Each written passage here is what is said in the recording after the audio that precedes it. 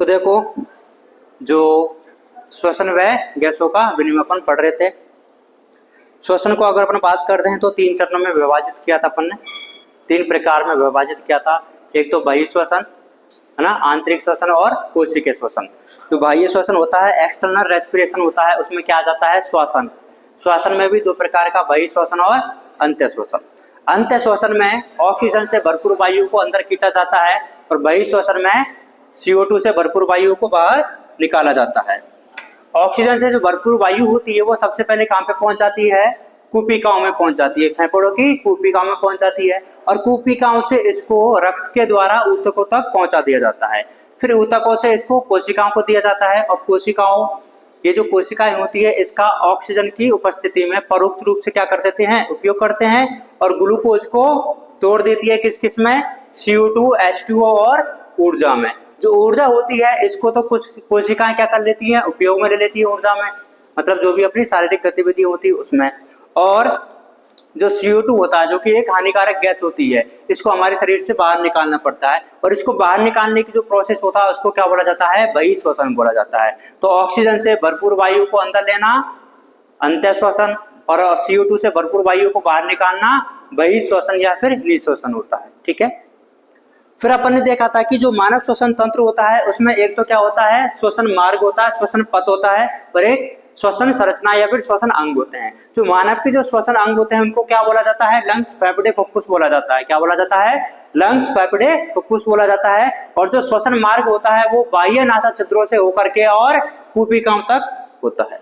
बाह्य नासा छिद्रों से लेकर के कूपिकाओं तक का जो एरिया होता है, जो पथ होता है, उसको ही क्या बोला जाता है, श्वसन पथ बोला जाता है। बाह्य नासा छिद्रों से के बाद में जो हवा होती है सबसे पहले कहाँ पे आएगी, नासा मार्ग से होते हुए नासा कक्ष में जाती है, नासा कक्ष से फिर नासा ग्रसनी में जाएगी, नासा ग्रसनी से फिर मुख ग्रसनी में जाएगी, फिर स्वर यंत्र में जाएगी, बोले तो लैरिंक्स में, लैरिंक्स के बाद में ट्रेकिया में। और ये जो ट्रेकिया होता है वो हमारी 5वीं थोरेसिक वर्टिब्रा पे आने के बाद में 2 भागों में विभाजित हो जाता है और अपने अपने साइड के फेफड़ों में प्रवेश करती है, जिनको बोला जाता है प्राथमिक श्वसनी। क्या बोलेंगे, प्राथमिक श्वसनी। और ये जो प्राथमिक श्वसनी होती है फिर आगे क्या बना लेती है, द्वितीयक श्वसनी बना लेती है और द्वितीयक श्वसनी आगे चल करके और विभाजित हो जाती है और क्या बना लेती है, तृतीयक श्वसनी बना लेती है। और ये जो तृतीयक श्वसनी होती है बाकी से आगे और छोटी छोटी शाखाएं बना लेती है, जिसको बोला जाता है श्वसनिकाएं। क्या बोला जाता है, श्वसनिकाएं। क्या बोलेंगे, श्वसनिकाएं। और ये जो श्वसनिकाएं होती हैं वो पहले वाली जो बनती है उनको बोला जाता है प्रारंभिक श्वसनिका। क्या बोलेंगे,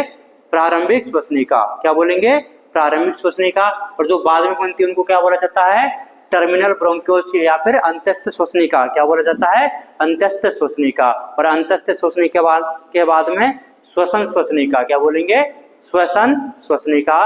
श्वसन श्वसनिका के बाद में कौन सा वाला हिस्सा आ जाता है, कूपिकाओं वाला हिस्सा आ जाता है। कौन सा वाला आ जाता है, कूपिकाओं वाला हिस्सा आ जाता है। ये आपको दिखाई दे रहा है, ये क्या है, लंग्स है। क्या है ये, लंग्स है। जो आपने के जो लंग्स होते हैं वो कैसे, कितने होते हैं, 2 होते हैं। कैसे होते हैं, 2। सॉलिड होते हैं, स्पंजी होते हैं और नॉन मस्कुलर होते हैं। कैसे होते हैं, सॉलिड, स्पंजी और नॉन मस्कुलर। सॉलिड का मतलब ठोस होते हैं, कठोर नहीं होते हैं। कैसे होते हैं, ठोस। ठोस का मतलब क्या होता है, अंदर से भरे के खाली, अंदर से भरे हुए रहते हैं। अंदर देखो इसमें क्या है, ये श्वसनी है, श्वसनिकाएं हैं, कूपिकाएं होती है। तो कैसे होते हैं, ये सॉलिड होते हैं, बोले तो ठोस होते हैं। और स्पंजी का मतलब क्या होता है कि हम दबाएंगे तो दब जाएंगे। क्या, दबाएंगे तो दब जाएंगे, मतलब कि इसमें संकुचन करवाएंगे तो संकुचन हो जाएगा और संकुचन को अपन ने अगर रिलीज कर दिया, छोड़ दिया, तो ये अपनी वापस से पुरानी अवस्था में आ जाते हैं। तो कैसे होते हैं, सॉलिड होते हैं, स्पंजी होते हैं। पेशियां पाई जाती है कि नहीं पाई जाती, नहीं पाई जाती, क्योंकि अगर पेशियां पाई जाती तो इसलिए स्वतः ही संकुचित हो सकते थे और स्वतः ही शिथिलित हो सकते थे। लेकिन इनमें पेशियां नहीं पाई जाती है तो स्वतः संकुचन और स्वतः शिथिलन की क्षमता होती है कि नहीं होती, नहीं होती। लेकिन अगर हमें श्वासन करना है, अगर हमें ब्रीदिंग करनी है, अगर हमें अंतर श्वासन करना है, अगर हमें बहिः श्वासन करना है, तो बताओ लंग्स के आयतन में परिवर्तन होना चाहिए कि नहीं होना चाहिए।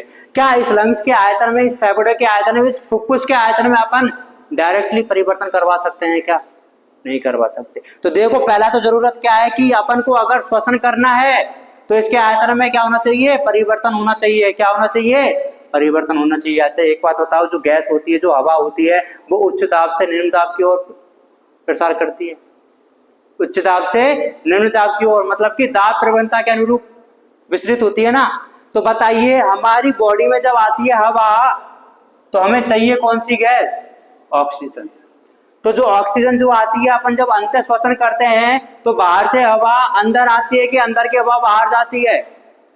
अंत श्वसन में बाहर से हवा अंदर आती है। बोले तो वातावरणीय या फिर वायुमंडलीय हवा हमारे कुपिका में जाती है, ऐसा ही तो होता है।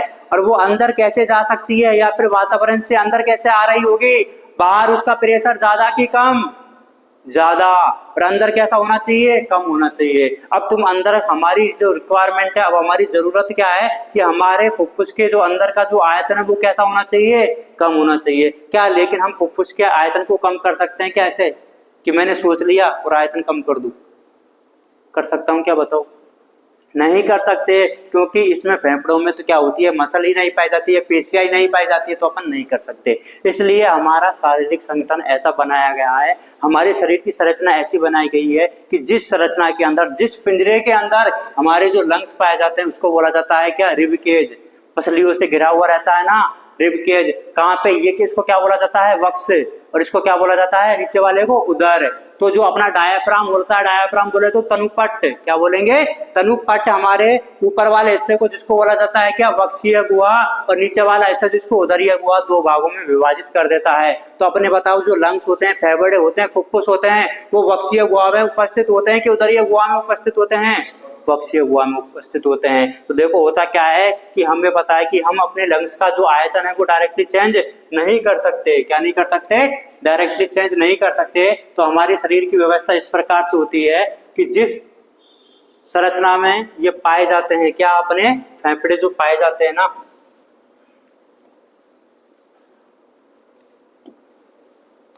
तो अपन कहाँ पे पाए जाते हैं? वक्षीय गुहा में पाए जाते हैं।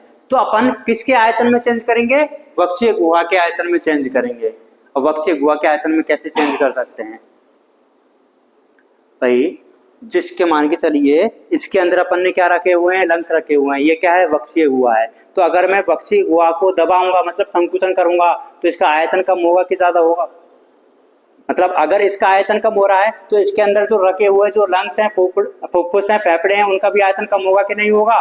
होगा। तो मैं डायरेक्टली लंग्स में कर रहा हूँ कि बताओ वक्ष गुहा में कर रहा हूँ?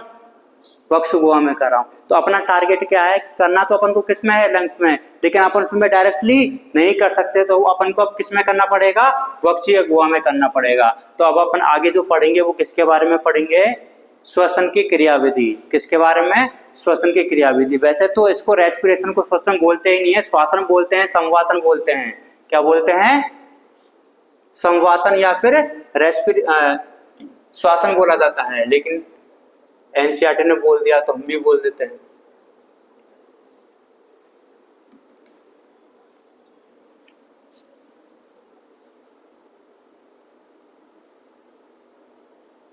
ये देखिए लंग्स कितने होते हैं? 2 होते हैं। ये वाला कौन सा है? राइट वाला है। ये वाला कौन सा है? लेफ्ट वाला है। अच्छा, अपना जो हृदय होता है वो कौन से वाले में पाया जाता है? लेफ्ट साइड में पाया जाता है। लेफ्ट वाले में एक क्या पाई जाती है? खांच पाई जाती है। इस खांच को बोला जाता है हृदयी खांच या फिर कार्डियक नोच। क्या बोला जाता है?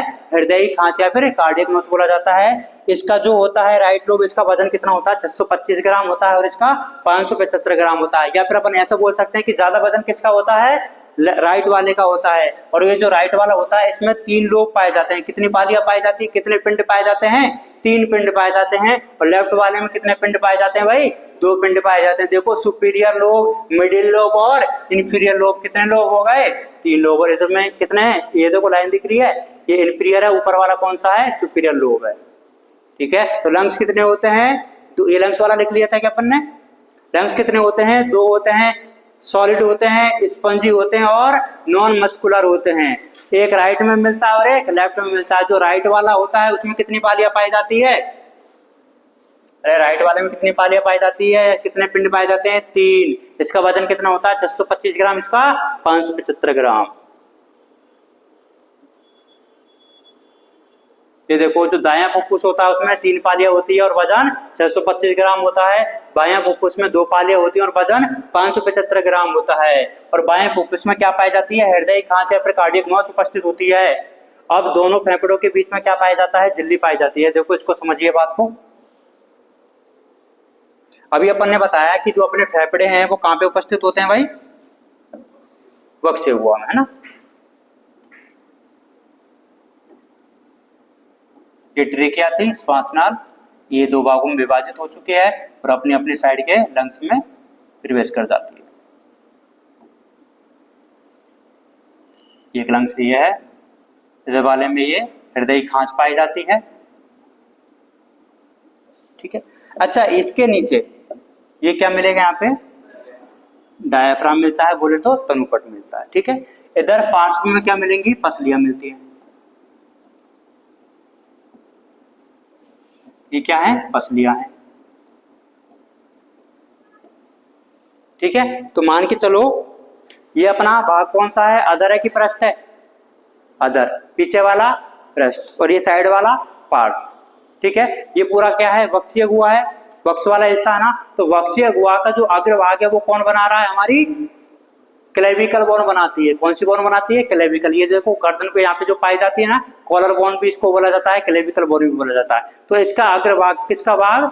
वक्ष गुहा का, या फिर जो वक्षीय पिंजरा होता है इसका अग्रभाग कौन बनाता है?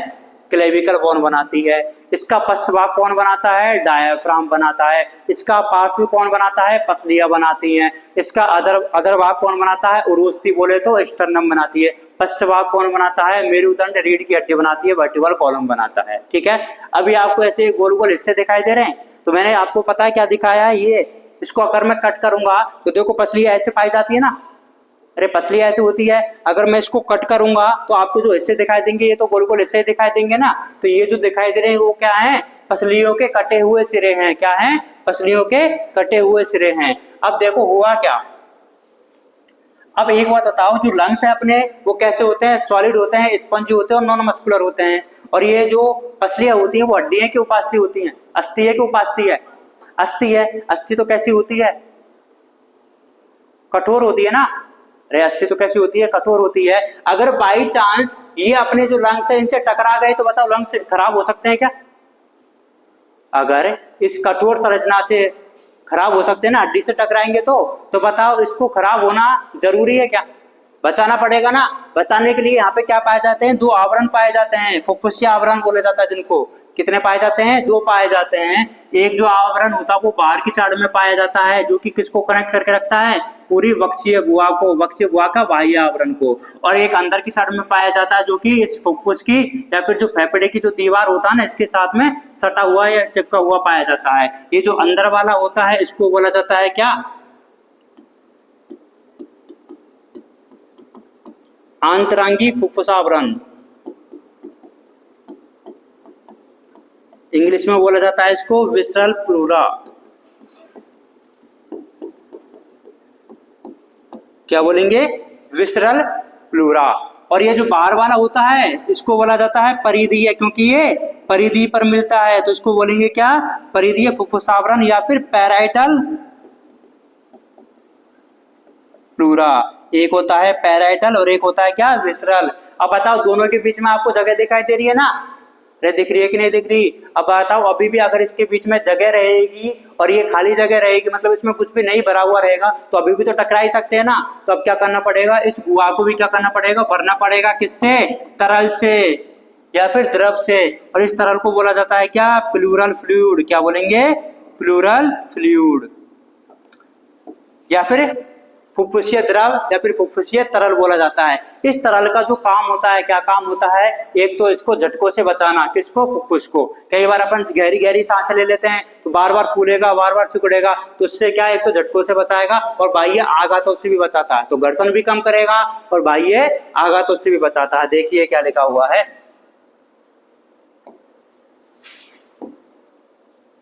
ये देखो दोनों फेफड़े प्लूरल झिल्ली से ढके हुए रहते हैं। तो दो झिल्लियां पाई जाती हैं। दोनों फेफड़े वक्षीय गुहा के वायुरोधी कक्ष में उपस्थित होते हैं। किसमें पाए जाते हैं? वक्षीय गुहा में। अच्छा, इस वक्षीय गुहा को अपन ने वायुरोधी क्यों बोला भाई? वायुरोधी का मतलब क्या होता है? एयर टाइट चैम्बर, जिसमें हवा आ नहीं जा सकती। तो वायुरोधी इसलिए बोला है। क्या अभी जैसे ये क्या है? वक्षीय गुहा ही है ना अपनी। अरे वक्षीय गुहा, क्या इधर से कहीं से हवा प्रवेश कर सकती है क्या? जाएगी तो किधर से जाएगी, नासा छिद्रों से होते हुए जाएगी, इसलिए इसको क्या बोला जाता है, वायुरोधी, मतलब बाहर से हवा नहीं जा सकती है।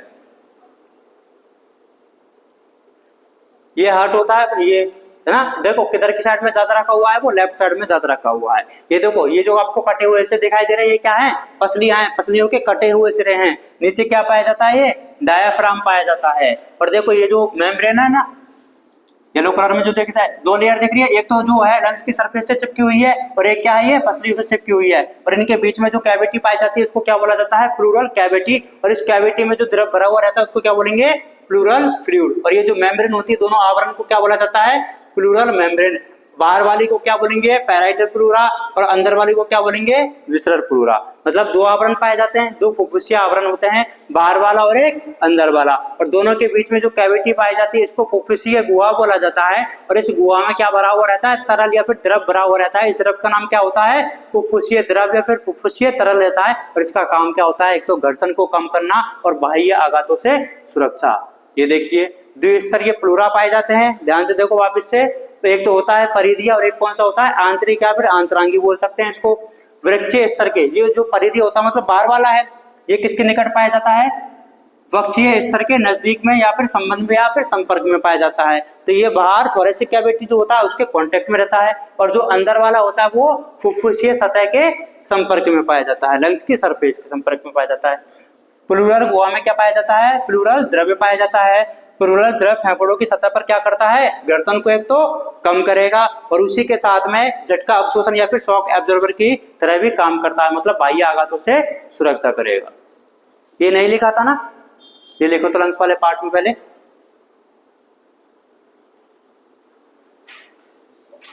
लंग्स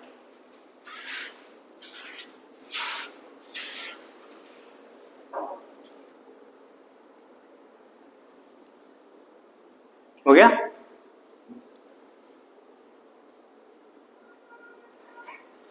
ये लिखो द्विस्तरीय प्लूरा। ये वृक्षीय नहीं है ना, वक्षीय है बस।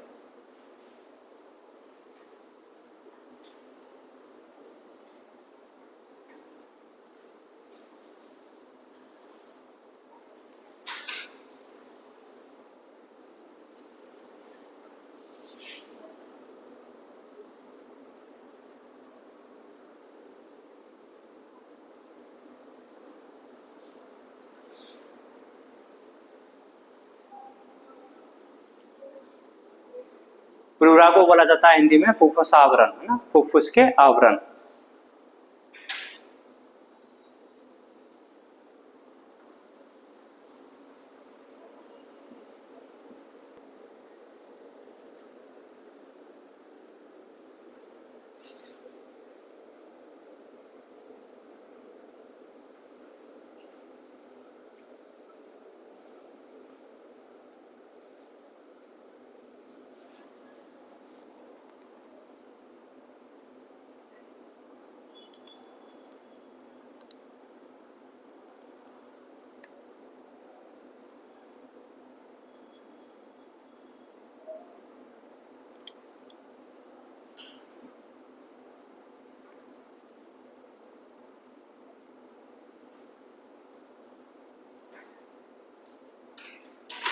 कर लिया नोट।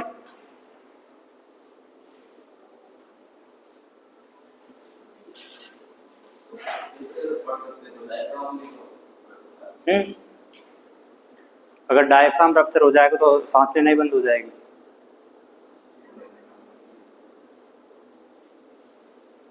होने को तो इंसान भी मर ही सकता है, सब कुछ पॉसिबल है। लेकिन अपनी बॉडी में कुछ ऐसे सिस्टम्स होते हैं जो कि प्रोटेक्शन प्रोवाइड करते हैं। जैसे कि जो लंग्स वाला है कि अपन ये भी तो सोच सकते हैं कि मैं तो अंदर सांस इतनी ले लूँ कि जो कुपिकाएं एकदम फूल के फट जाए, लेकिन ये आप लेके देखो, आप एक टाइम के बाद में आप खुद ही रुक जाओगे, क्योंकि ऐसा क्या हमारी बॉडी के अंदर रिफ्लेक्स सिस्टम होता है वो।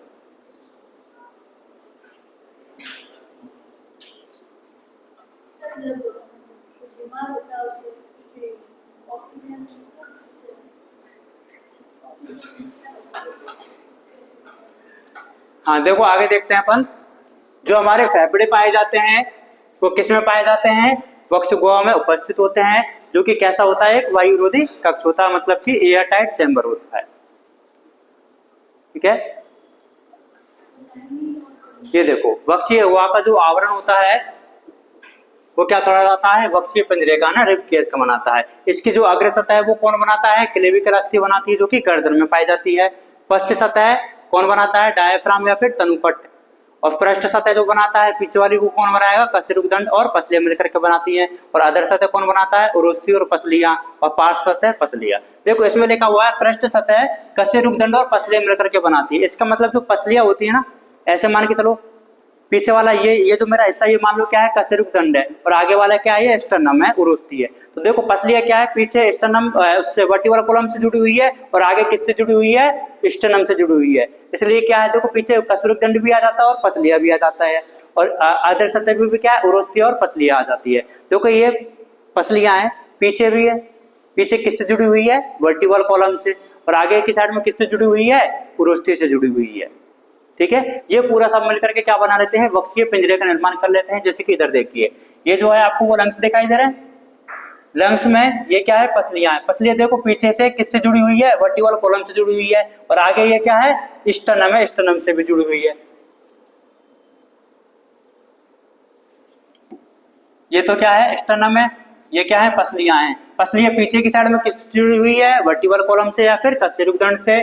और आगे की साइड में स्टर्नम से जुड़ी हुई है। और ये देखो नीचे क्या है, ये डायफ्राम होता है, तनुपट्ट होता है। और ऊपर की साइड में क्या होती है, क्लेविकल बोन पाई जाती है। तो ये वक्षीय पिंजरे का अग्र सतह कौन बनाता है, क्लेविकल अस्थि बनाती है। पश्च सतह कौन बनाता है, डायफ्राम बनाता है। पृष्ठ सतह कौन बनाता है, कशेरुकदंड। अधर सतह उरोस्थी या फिर स्टर्नम। और पार्श्व सतह पसलियां बनाती है। किसके बना रही है, पर ये भी याद रख लेना, वक्षीय पिंजरे के ना, थोरेसिक कैविटी। हाँ अब देखो, अब अपन को करना क्या है, सांस लेनी है और सांस छोड़नी है। इसके लिए हमें ये भी पता है कि जो हवा आती है वो अपने दाब प्रवणता के अनुसार आती है। दाब प्रवणता का मतलब क्या है कि अब अगर हवा जो है अंदर आ रही है, इसका मतलब बाहर उसका दाब ज्यादा है और अंदर उसका क्या है, कम है। अब एक बात बताओ, बाहर जो वातावरण का जो दाब है उसको अपन चेंज कर सकते हैं क्या, वो तो है जितना ही रहेगा ना। तो अब अपने पास में क्या है कि अपन अपनी शरीर के अंदर का चेंज करें, भाई ये तो कर सकते हैं। और वो भी कैसे हो पाएगा, वो देखिए वक्ष में फेफड़ों की जो शारीरिक व्यवस्था होती है कि ऐसी होती है कि वक्ष गुहा के आयतन में कोई भी परिवर्तन करेंगे अपन तो वो डायरेक्टली किस में हो जाता है, फेफड़े में भी हो जाएगा। अपन क्या करेंगे, वक्ष गुहा के आयतन में परिवर्तन करेंगे जिससे कि वो किस में हो जाएगा, फेफड़े में अपन को प्रतिबंधित हो जाएगा। क्योंकि स्तनधारियों के फेफड़े में क्या नहीं पाई जाती है, पेशियां नहीं पाई जाती है। अतः इनमें स्वयं या फिर स्वतः सिकुड़ने और फैलने की क्षमता नहीं होती है। श्वसन के लिए ऐसी व्यवस्था आवश्यक है क्योंकि हम सीधे फेफड़ों का आयतन नहीं बदल सकते हैं। अब एक बताओ, तुमने एक आदर्श गैस समीकरण का नाम सुना है, पीवी बराबर एनआरटी। तो इसलिए जो पीवी जो प्रेशर होता है वो आयतन के कैसा होता है, समानुपाती होता है कि व्युत्क्रमानुपाती होता है, ऐसा होता है भाई। देखो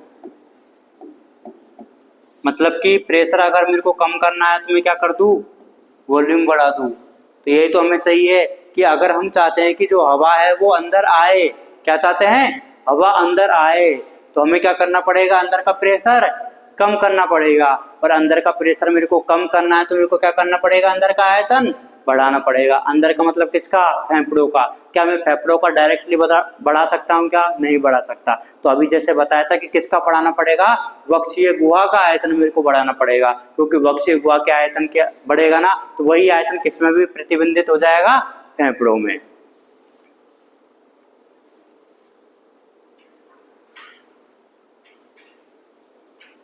अब मेरी बात सुनो भाई, अपन नॉर्मली सांस ले रहे हैं, नॉर्मली सांस छोड़ रहे हैं, यही हो रहा है। सांस जब अपन ले रहे हैं मतलब उसको क्या बोला जाता है, अंतःश्वसन बोला जाता है। और ये अभी अपन ने पता लगा लिया है कि जो हवा होती है, जो वायु होती है, वो अपने उच्च दाब से निम्न दाब की ओर जाती है, यही होगा। अब अपन को क्या करना है, अंतःश्वसन लेना है। नॉर्मली सभी अपन सांस ले रहे हैं, अरे ले रहे हैं कि नहीं ले रहे, सांस ले रहे हैं। अब एक बार जोर लगा करके सांस लेकर के देखो और फिर देखो आपकी बॉडी में कौन कौन से पार्ट में चेंज करने, कौन कौन से में ऑब्जर्व करने हैं। ये जो डायफ्राम होता है इसका नॉर्मल कैसा आकार होता है, गुंबद आकार का होता है। कैसा होता है, गुंबद आकार का होता है। कैसा होता है भाई, गुंबद आकार का होता है। देखिए इधर नॉर्मली अपन मान के चलते हैं, ये अपना क्या है, डायफ्राम है। क्या है, डायफ्राम है। इधर अपने क्या लगे हुए हैं, लंग्स रखे हुए हैं। ऊपर क्या है, वो क्लेविकल बोन है। इधर से क्या आ रही है, रिब्स आ रही है। बीच में ये क्या है, स्टर्नम है, इससे जुड़ी हुई है ना, इधर से भी आ रही है। मतलब कि जो पूरा आयतन है वो अभी तक कैसा है, ऐसा है। अब मेरे को क्या करना है, संकुचन करवाना पहले तो। भाई जब मेरे को अपन अंतःश्वसन करेंगे तो संकुचन करवाना पड़ेगा। संकुचन करवाएंगे तो पहले जो संकुचन होता है वो किसमें होता है, इस डायाफ्राम में होता है, तनुपट में होता है। जब डायाफ्राम में संकुचन होता है तो ये पता है कैसा हो जाता है, चपटा हो जाता है। कैसा हो जाता है, चपटा हो जाता है। तो देखो पहले ये यहाँ तक था ना, तो पहले इसका वक्षीय गुहा का आयतन कहां से कहां तक था, इतना था। अब जब अपन ने इसमें संकुचन करवाया तो इसका आयतन कहां से कितना हो गया भाई, इतना हो गया। तो बताओ आयतन बढ़ा कि नहीं बढ़ा, अरे आयतन बढ़ा कि नहीं बढ़ा। और ये जो आयतन बढ़ा है वो अग्र और पश्च दिशा में बढ़ा है कि अधर और पृष्ठ में बढ़ा है, अग्र और पश्च में बढ़ा है। तो अगर डायाफ्राम में संकुचन होगा तो आयतन जो बढ़ता है वो किस दिशा में बढ़ता है, अग्र और पश्च दिशा में बढ़ता है। अब इसी के साथ में तुम मेरी बॉडी में ऑब्जर्व करना क्या क्या चेंज होते हैं जब मैं अभी अंतःश्वसन करके दिखाऊंगा। ये डायाफ्राम वाला तो तुम्हें ऑब्जर्व होगा नहीं, तो ये तो मैंने आपको ऐसे बता दिया। अब अपन देखेंगे कि पसलियों के साथ में क्या होता है, ये आप खुद भी ट्राई कर सकते हो। अभी जो है मेरी नॉर्मल बॉडी ऐसे है, अब देखो मैं सांस लूंगा अंदर, है ना, देखो क्या हुआ, ये जो पसलियां थी पहले नॉर्मली ऐसे थी, अब जैसे ही मैंने सांस ली तो ये जो पसलियां है थोड़ी सी ऊपर की तरफ आ गई है, ऊपर की तरफ आ गई है। और ये जो स्टर्नम में थोड़ा सा आगे की तरफ आ गया है। कैसे आ गया है, आगे की तरफ आ गया है। तो देखो पसलियां ऊपर आ गई है और स्टर्नम आगे की तरफ आ गया है। तो देखो डायाफ्राम की वजह से तो जो आयतन ऐसा था वो ऐसा हो चुका है, तो अग्र पश्च दिशा में बढ़ गया है। और स्टर्नम की उरुस्थि की वजह से जो आयतन ऐसा था वो अब ऐसे बढ़ चुका है, मतलब अधर और पृष्ठ सतह पे बढ़ चुका है। तो बताओ ओवरऑल जो आयतन है वो बढ़ रहा है कि कम हो रहा है, आयतन बढ़ रहा है। और आयतन बढ़ेगा तो प्रेशर कम हो जाएगा, और प्रेशर कम हो रहा है तो जो वायु है वो उच्च दाब से निम्न दाब की ओर आएगी या नहीं आएगी। तो बताओ जब मैंने देखो ऐसा कर रहा हूं, मतलब ये जो मैंने प्रोसेस करवाया है, तो क्या मैंने सांस छोड़ी है कि सांस ली है, सांस ली है ना। देखो ये प्रोसेस करवाया है मैंने, कॉन्ट्रैक्शन करवाया है। ये क्या करवाया है, कॉन्ट्रैक्शन करवाया है। कि अपने आप हो रहा है कि नहीं हो रहा है, मैं करवा रहा हूं ना खुद कॉन्ट्रैक्शन। अरे संकुचन खुद ने करवाया है। अब मैं इसको देखो छोड़ दिया, पहले ऐसा था, अब मैंने इसको रिलैक्स कर दिया, ये क्या हो गया, शीतलन हो गया। शीतलन हुआ तो वापस से क्या हुआ, ये जो पहले अब चपटा हो गया था वापस से कैसा हो जाएगा, गुंबद आकार का हो जाएगा। तो बताओ आयतन कम हो गया, अरे आयतन कम होगा कि नहीं होगा। जो रोज थी आगे की तरफ आ गई, तो ऊपर की तरफ आ गई थी, अब वो वापस से नीचे चली जाएगी। तो बताओ आयतन कम होगा कि नहीं होगा। आयतन कम हो रहा मतलब प्रेशर बढ़ गया है। अब प्रेशर बढ़ गया है मतलब किसके तुलना में बढ़ा है, वातावरण की तुलना में। अपन ने अंदर का प्रेशर बढ़ा दिया है, और जब अंदर का प्रेशर ज्यादा है तो जो वायु है CO2 वाली वो अंदर से बाहर जाएगी कि बाहर से अंदर आएगी। अरे CO2 वाली जो हवा है वो तो अंदर से बाहर जाती है ना, तभी तो बोला है उच्च दाब से निम्न दाब की ओर। देखो कैसा कैसा प्रोसेस होता है इसमें। जो डायाफ्राम होता है वो एक क्या होता है, मांसल पट्ट होता है, जो कि अरिय पेशी हो, ये काम करनी है भूल जाना वाली। इसको क्या बोला जाता है, उदरी गुहा से अलग रखता है किसको, वक्षीय गुहा को उदरी गुहा से। जो तनुपट होता है वो वक्षीय गुहा को और उदरीय गुहा को दो भागों में विभाजित कर देता है। और ये श्वासन की, किसकी, ब्रीदिंग की या फिर श्वासन की क्या होती है, मुख्य पेशी होती है, जो कि संवातन में मदद करती है। अपन अगर जो नॉर्मली अपन जब सोते रहते हैं तो बताओ जो आपको फील होता है ये यहाँ पे टमी वाले रीजन पे होता है, बेली वाले उदर वाले हिस्से पे, कि यहाँ पे होता है वक्ष वाले हिस्से पर, उदर वाले हिस्से पर होता है। इसलिए इसको क्या बोला जाता है कि, और जो उदर वाले जो हिस्से में जो भी चेंजेस होता है वो डायाफ्राम की वजह से होता है। भाई डायाफ्राम इधर ही तो है ना, लंग्स के नीचे, लंग्स के नीचे है, तो ये नीचे वाला हिस्सा कौन सा, उदर वाला हिस्सा है। वो पहले कैसा था, डोम शेप का था, अरे गुम्बद आकार का था ना। अब देखो वो जब चपटा होगा तो नीचे जाएगा कि ऊपर आएगा, नीचे जाएगा। तो इसकी वजह से क्या हो रहा है, श्वासन हो रहा है। इसलिए इसको क्या बोला जाता है, श्वासन की जो मुख्य पेशी होती है वो क्या होती है, डायाफ्राम होती है। क्या होती है, डायाफ्राम होती है, और जो कि संवातन में क्या करती है, मदद करती है। क्या, हाँ ये भी बताएंगे। डायाफ्राम जैसे आपने कि अभी जो प्रसव प्रक्रिया होती है, अच्छा एक बात बताओ, जो प्रसव प्रक्रिया होती है मतलब कि जो भ्रूण का परिवर्तन होता है वो वक्षीय कैविटी में होता है कि उदर वाले हिस्से में होता है, अरे उधर में होगा कि वक्ष में होगा, उधर वाले हिस्से में होता है ना। तो जो प्रसव प्रक्रिया है देखो नॉर्मली कैसा होता है ये, अरे नॉर्मली कैसा होता है, डायफ्राम गुंबद आकार का होता है। जब प्रसव प्रक्रिया होती है तो जो महिला होती है, जो मादा होती है, वो बताओ जोर लगाती है कि नहीं लगाती प्रसव प्रक्रिया के दौरान? पार्चुरेशन होता है तो लेबर पेन होता है ना, लेबर पेन के दौरान वो बताओ आराम से रहती है कि जोर लगाती है? जोर लगाती है। तो जोर लगाती है तो मतलब ये क्या, डायफ्राम क्या नीचे पुश करेगा ना उसको? अरे नीचे पुश करेगा तो क्या है, वो जो भ्रूण है वो बाहर की तरफ जाएगा। वैसे क्या होता है, मूत्रण में भी इसका होता है, मल त्याग में सुबह सुबह जो बैठ के आते हो उसमें भी तो जोर लगाते हो, उसमें भी क्या हेल्प करता है, डायफ्राम हेल्प करता है। ठीक है,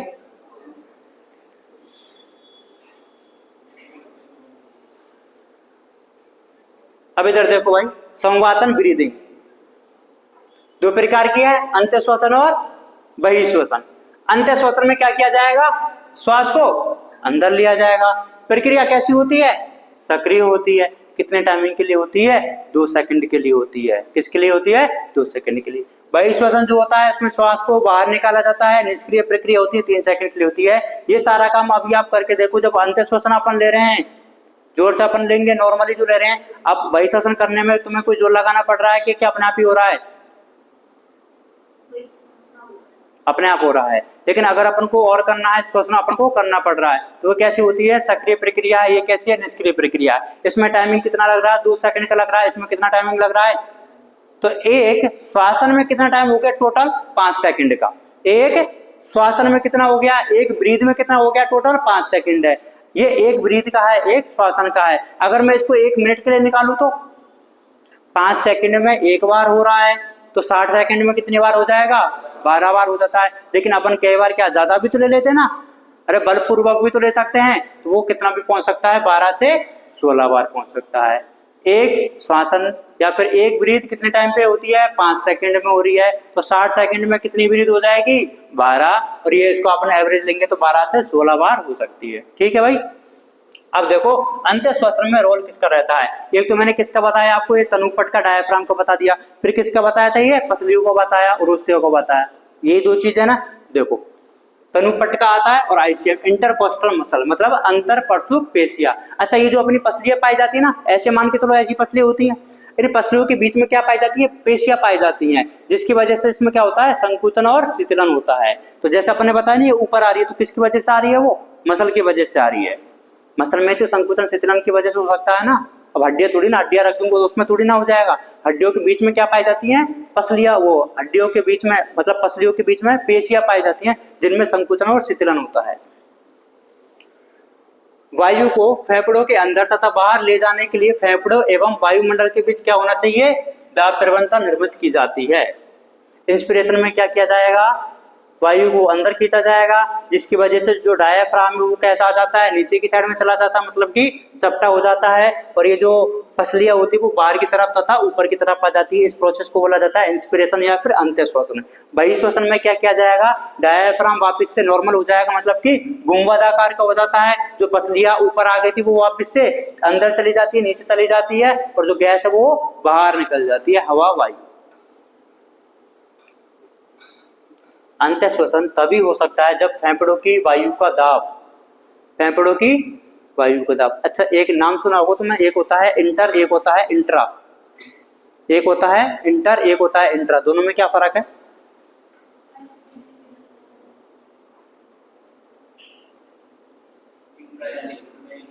इंट्रा यानी खुद में ही, मतलब एक के अंदर ही, और इंटर मतलब 2 के बीच में। तो अगर अपन बात करते हैं लंग्स के अंदर, फेफड़ों के अंदर का दाब, तो मैं इंट्रा बोलूंगा कि इंटर बोलूंगा, फेफड़ों के अंदर का दाब, तो इंट्रा। तो देखो क्या लिखा हुआ है, इंट्रा को क्या बोला जाता है, अंतर या फिर इंट्रा पल्मोनरी प्रेशर। पल्मोनरी मतलब लंग्स के लिए यूज किया जाता है क्या, पल्मोन। ठीक है। देखो अंत्य श्वसन होने के लिए क्या चाहिए, बाहर का दाब ज्यादा होना चाहिए कि अंदर का, बाहर का ज्यादा होना चाहिए। और अंदर का, अंदर से मतलब मेरा किसका है, फुफ्फुस के अंदर का, फेफड़ों के अंदर ही तो होता है ना। देखो अंत्य श्वसन तभी हो सकता है जब फेफड़ों की वायु का दाब, मतलब कि इंट्रा पल्मोनरी प्रेशर, वायुमंडलीय वायु के दाब से कम हो। अर्थात फेफड़ों का दाब वायुमंडलीय दाब के सापेक्ष क्या होना चाहिए, कम होना चाहिए, तभी तो हवा अंदर आएगी। और निःश्वसन के लिए क्या होना चाहिए, जब आंतरिक फुस्फुसी मतलब इंट्रा पल्मोनरी जो प्रेशर है वो वायुमंडलीय दाब से ज्यादा होना चाहिए। अगर दाब ज्यादा होगा तो वायु बाहर जाएगी। अरे नहीं आएगा समझ में। ऑक्सीजन जो आती है, अंत श्वसन जो करते हैं उसमें जो वायु होती है, जो हवा होती है, वातावरणीय वायु, वायुमंडलीय वायु, वो बाहर से अंदर की तरफ आती है। वो क्यों आ पा रही है? क्योंकि बाहर का दाब ज्यादा है, अंदर का दाब कम है। और जो CO2 जो अपन रिलीज करते हैं वो अंदर से बाहर करते हैं कि बाहर से अंदर करते हैं? अंदर से बाहर करते हैं, क्योंकि अंदर का जो दाब है वो ज्यादा है और बाहर का दाब कम है। और ये भी ध्यान रखना कि अपन वायुमंडल के साथ में कोई भी छेड़खानी नहीं कर सकते हैं, क्योंकि वायुमंडल का दाब जो जितना है उतना ही रहेगा। तो अपन किस में चेंज करेंगे? अपन के फुफ्फुस के आयतन में चेंज करके और उसके दाब में फिर चेंज करेंगे। ये क्लियर बात है ना? ये नहीं है कि सर वायुमंडल के चेंज कर देते ना अपन। वायुमंडल का एक एटमॉस्फेयर बराबर कितना होता है? एक एटीएम बराबर कितना होता है? 760 mmHg होता है। आएगा आगे। ये देखो मैकेनिज्म ऑफ ब्रीदिंग, इसको एक्चुअल में क्या लिखा जाएगा हिंदी में? श्वसन की क्रियाविधि, लेकिन एनसीईआरटी ने क्या लिख रखा है? श्वसन की क्रियाविधि। इंस्पिरेशन होता है और एक क्या होता है? एक्सपायरेशन होता है। इंस्पिरेशन का मतलब होता है अंत्य श्वसन। अंत्य श्वसन कब हो पाएगा? जब बाहर का दाब, एटमॉस्फेयर प्रेशर मतलब वायुमंडलीय दाब ज्यादा होगा कि कम होगा? अरे इस साइन का मतलब पता है, ये ज्यादा है और वो कम है।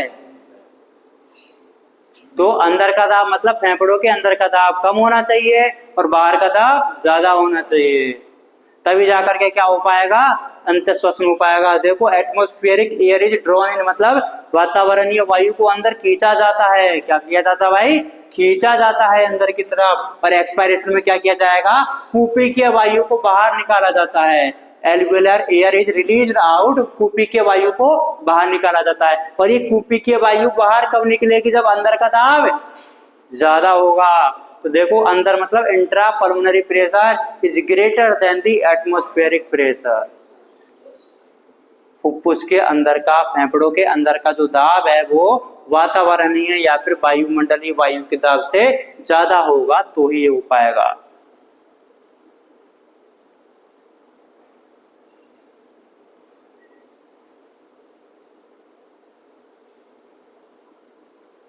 देखो भाई ऊपर का तो इंग्लिश का है, हिंदी में मैं बता देता हूँ।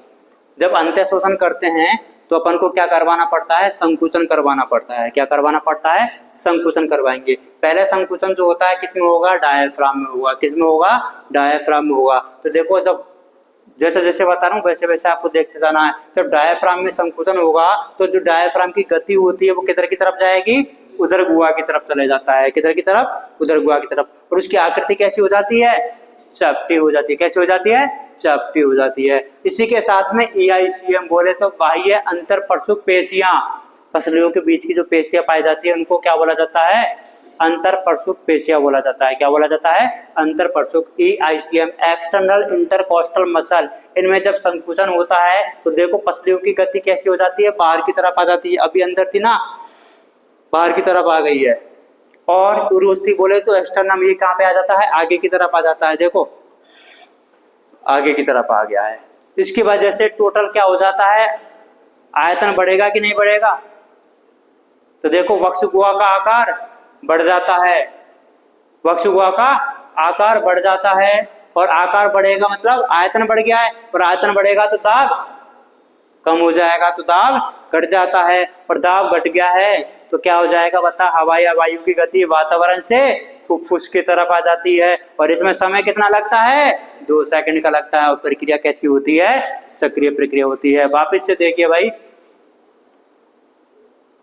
यह है इंस्पिरेशन। इंस्पिरेशन में अपन ने क्या करवाया है? कॉन्ट्रैक्शन करवाया, बोले तो संकुचन करवाया है। संकुचन किसमें? एक तो तनुपट्ट में और एक EICM में, बाह्य अंतर परशुक पेशियों में करवाया। इसकी वजह से डायफ्राम में संकुचन हुआ, डायफ्राम आ गया है नीचे, चपटा हो गया है। तो अग्र और पश्चिम दिशा में क्या बढ़ गया है? आयतन बढ़ गया है। तो देखो इंक्रीज आयतन इन एंटीरियो पोस्टीरियर, अग्र पश्चिम दिशा में क्या बढ़ जाता है? पल्मोनरी वॉल्यूम इंक्रीज हो जाता है। लंग्स का जो आयतन है, वक्ष गुहा का आयतन बढ़ गया तो लंग्स का भी आयतन बढ़ जाएगा। और इसमें संकुचन की वजह से क्या है? डोर्सल और वेंट्रल में बढ़ जाता है। अरे स्टर्नम इधर है और डायफ्राम इधर है। डायफ्राम में संकुचन की वजह से अग्र पश्चिम दिशा में क्या बढ़ता है? आयतन बढ़ता है। और इसमें कैसे बढ़ता है? ऐसे बढ़ता है। ये ऐसे बढ़ा है और ये ऐसे बढ़ा है। तो ओवरऑल क्या हो गया है? पल्मोनरी वॉल्यूम इंक्रीज हो चुका है। अब वॉल्यूम इंक्रीज हो जाएगा तो अंदर का मतलब इंट्रा पल्मोनरी प्रेशर डिक्रीज हो जाएगा। अरे वॉल्यूम बढ़ा दिया तो प्रेशर कम हो जाएगा, और प्रेशर कम हो गया तो force air from outside to move, ये मूव है ना, move into the lungs, lungs के अंदर आ जाती है। इसी को तो क्या बोल दिया जाता है, अंत श्वसन बोल दिया जाता है। क्या बोल दिया जाता है, अंत श्वसन बोल दिया जाता है। इधर देखिए डायाफ्राम में कॉन्ट्रैक्शन हुआ तो डायाफ्राम नीचे आएगा कि नहीं आएगा भाई, तो डायाफ्राम देखो नीचे आ रहा है, आ रहा है, आ रहा है। रिब केज है ये, जब इसमें आएगा, इसमें पसलियों में संकुचन करवाया तो देखो रिब्स एंड स्टर्नम रेज्ड, मतलब पसलियां ऊपर की तरफ आ जाती है, स्टर्नम आगे की तरफ आ जाता है। और देखो ये बाहर की तरफ आ गया मतलब ऊपर उठ गया है, ऊपर उठ गया है तो आयतन बढ़ गया है ना, वॉल्यूम ऑफ थोरैक्स इंक्रीज, और वॉल्यूम बढ़ जाएगा तो प्रेशर कम, और प्रेशर कम है तो बताओ एयर एंटर करेगी कि नहीं करेगी भाई, अरे करेगी कि नहीं करेगी, कर रही है, कर रही है तो क्या हो रहा है, अंत श्वसन हो रहा है, हो रहा है तो कितने टाइम के लिए हो रहा है, 2 सेकंड के लिए हो रहा है, और हो रहा है तो कौन सी प्रक्रिया से हो रहा है, सक्रिय कि निष्क्रिय, सक्रिय से हो रहा है। अरे किसी भी चीज में संकुचन करवाना सक्रिय होता है कि निष्क्रिय होता है, संकुचन के टाली बैठे थोड़ी ना होता है, करवा रहे हैं ना अपन, शीतलन होता है अपने आप को। अरे मैंने इसको दबा दिया है, अब मैंने इसको प्रेशर को रिलीज कर दिया तो रिलीज तो मेरे को करना ही था ना, तो वो तो कैसा है, निष्क्रिय प्रोसेस है, संकुचन के लिए मेरे को एनर्जी लगानी पड़ेगी। करो भाई नोट।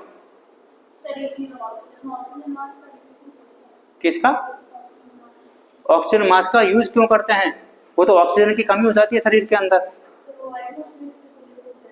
एटमॉस्फेयर इतनी ज्यादा नहीं आ पाती ना। एक बात बताओ, अपन को जैसे अपन बोलते हैं कि दम घुटता है, दम क्यों घुटता है अपना,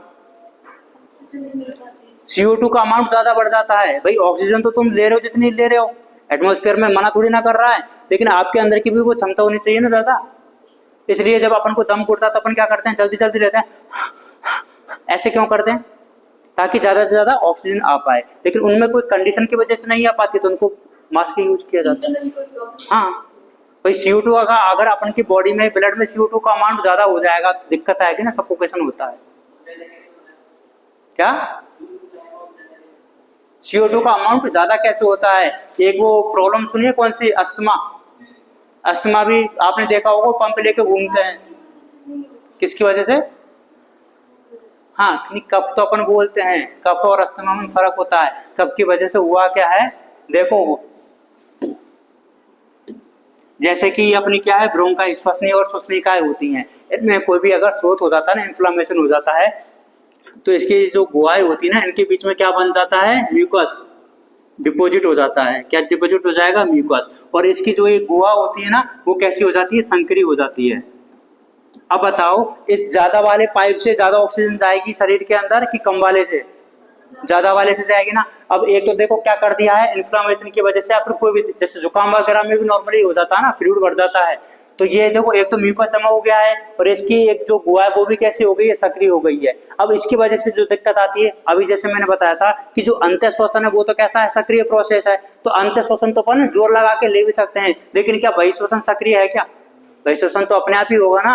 अब अपने आप ही हो रहा है तो देखो जब इसके पास में जगह ही नहीं है तो शरीर के अंदर से जो CO2 है वो कम निकलेगी कि ज्यादा निकलेगी, कम निकलेगी। इसका मतलब हमारे ब्लड के अंदर या शरीर के अंदर CO2 का अमाउंट बढ़ता जा रहा है, बढ़ता जा रहा है, और जब CO2 का अमाउंट बढ़ता जा रहा है तो हमारे जो कीमो रिसेप्टर जो एरिया होते हैं इसी में आएगा रेगुलेशन ऑफ ब्रीदिंग में, तो वो क्या है, एक्टिवेट हो जाते हैं, फिर अपन को वो दम घुटने लग जाता है। वो ऐसा क्यों करवाते हैं, ताकि आप ज्यादा से ज्यादा सांस लो, अगर सांस नहीं लोगे तो ऑक्सीजन की कमी से खत्म भी, ऐसा होता है। अस्थमा एक एलर्जी का टाइप है, केवल डस्ट की वजह से ही नहीं होता है, वो पोलन ग्रेन पराग के कण होते हैं ना, उससे भी हो सकता है। ये जो जानवर होते हैं इनके जो ये मिट्टी के कण होते हैं इनसे भी हो सकता है, वो एक रीजन होता है उसका, पर केवल रीजन नहीं है, ठीक है ना। अस्थमा एक प्रकार की क्या है, एलर्जी है। और कई बार आपने ये भी सुना होगा कि अपन ने, डॉक्टर ने किसी को गलत दवाई दे दी, बॉडी में रिएक्शन हो गई है, रिएक्शन कर जाती है, अपन देश में क्या बोलते हैं, रिएक्शन हो गई है, वो भी क्या एक तरह की एलर्जी है। अस्थमा भी एलर्जी है। हे फीवर का नाम सुना होगा, जो परागकण होते हैं ना उनकी वजह से जो बीमारी होती है वो भी क्या है, हे फीवर, बुखार आ जाता है उसमें, वो भी क्या है, एलर्जी है। तो अस्थमा तो अपन को एक ही नाम सुन रखा है, इसलिए अपन ने एक ही वही कर रखा है। और वो जो पंप होता है उसमें क्या होता है, उसमें क्या होता है, इसको म्यूकस को डिसॉल्व करने के लिए काम होता है, मतलब ब्रोंकियोडायलेटर होता है, श्वसन को विस्तारक करने वाले होते हैं। अब बताओ जो श्वसनी जो है ये विस्तार कर ले कि मतलब पहले जैसी हो जाएगी तो बताओ ऑक्सीजन ज्यादा जा पाएगी ना, तो इसलिए उनको फिर नॉर्मल रहते हैं वो। उसमें लिक्विड होता है? हाँ, साल्बुटामोल होता है ना, साल्बुटामोल होता है और एस्पिरिन जिसको बोलते हैं। क्या किसमें? हाँ, और अच्छा इसमें होता क्या है, ज्यादातर नॉर्मली अस्थमा में तो नहीं होती है, जो मैं तीसरा बता रहा हूँ एनाफाइलेटिक शॉक, उसमें जरूर हो जाती है, क्योंकि उसमें क्या है, जो ये ब्लड वेसल्स जो क्या ब्रोंकाइस वगैरह होते हैं वो बहुत ज्यादा बड़ी हो जाती है। अब जितनी ज्यादा बड़ी होगी तो बताओ बीपी कम होगा कि ज्यादा होगा? कम हो जाता है, तो बीपी लो की वजह से वो मर जाते हैं। इसके बाद सर एलर्जी नहीं हो, कोई और रीजन हो सकता है इसका? किसका? हाँ बताया ना, राइनाइटिस। अस्थमा तो एलर्जी है, अस्थमा तो एलर्जी है ना, ब्रोंकियल अस्थमा जिसको बोला जाता है। हाँ भाई ये लिखो,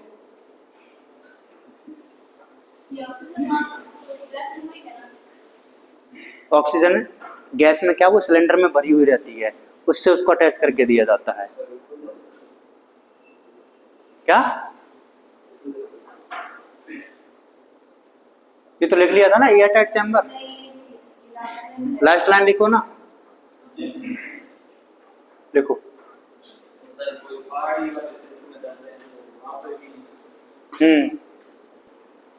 ना हाइपोक्सिया है, एनोक्सिया है। हाँ हाँ, तो ले तो सकते हैं, लेकिन कितना लोगे? हीमोग्लोबिन जितने होंगे उतने ही तो ले पाओगे ना भाई। नहीं, जितनी बॉडी को चाहिए उतना तो मिल जाएगा। हाँ, उतना तो लेते ही है ना। जब सफोकेशन वाली कंडीशन क्या होती है, अरे जितनी अपने पास में आरबीसी है या फिर जितना हीमोग्लोबिन है उतनी तो अपन ले रहे हैं ना, तो फिर अपन को क्या करेगा, जो अपन जैसे अभी अपन यहाँ पे नॉर्मल बैठे हुए हैं तो वहां पे अपन को क्या है, फिर बार बार जोर जोर से लेना पड़ेगा ऐसे, वो प्रोसेस है। तो बॉडी क्या करेगी, उसको प्रोसेस को रिमूव करने के लिए वो नंबर ऑफ आरबीसी इंक्रीज कर देती है, जिससे कि क्या अपन नॉर्मल जो यहाँ पे रेस्पिरेशन कर रहे हैं ना वो ही यहाँ पे हो। तो ये और क्या बोलते हैं, अनएक्सिट होता है उस हिसाब से। हाँ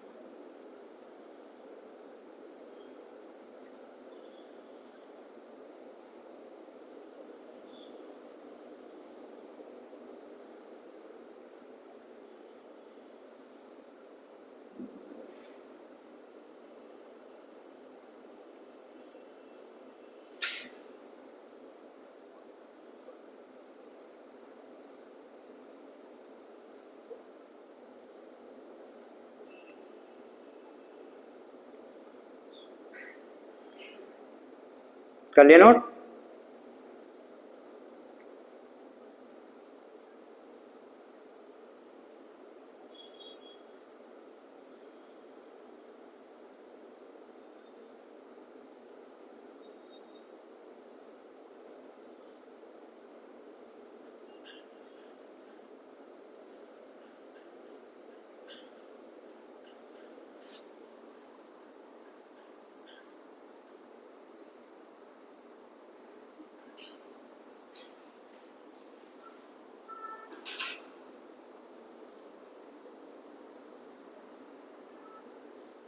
पॉइंट बना करके लिखते जाओ।